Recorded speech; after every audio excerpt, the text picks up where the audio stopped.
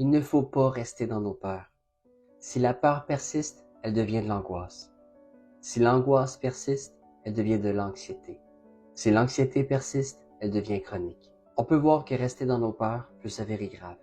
Si l'angoisse monte dans notre vie, elle peut nous faire perdre le souffle, nous remplir la tête de scénarios catastrophiques. L'angoisse répond à une peur qui est souvent inconsciente. Si on se trouve en plein milieu de la nuit en sueur, le cœur qui bat extrêmement fort, avec les mains moites et un sentiment d'étouffement, des bouffées de chaleur, de la nausée et des douleurs abdominales, c'est tout simplement de l'anxiété. Les crises d'angoisse agissent toujours d'une façon différente.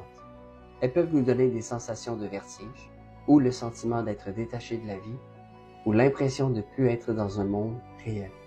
Elle peut s'accompagner avec la peur de devenir fou ou de mourir.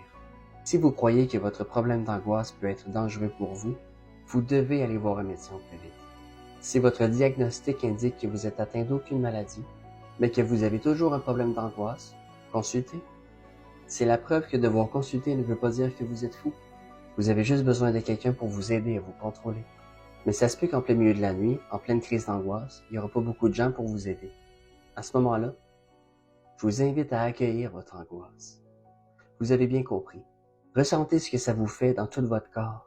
Prenez de grandes respirations.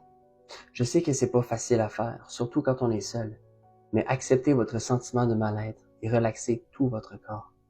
Ne laissez pas votre mental s'éparpiller dans un tourbillon de pensées, mais restez présent avec votre angoisse. Si vous essayez de l'éviter ou de le fuir, ça va juste être pire. Mais surtout, ça s'arrêtera pas. Le meilleur truc pour se calmer, c'est de contracter tous les membres de votre corps et de les relâcher ensuite. Contractez votre jambe et relâchez-la. Contractez votre bras et relâchez-la.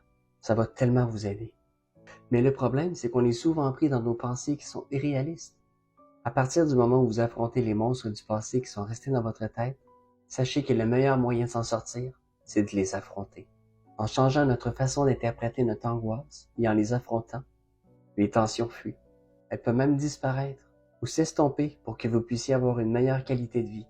Je sais que j'avais déjà fait une vidéo sur l'anxiété, mais je trouve ça important d'en parler davantage, parce que beaucoup de gens vivent ces problèmes-là.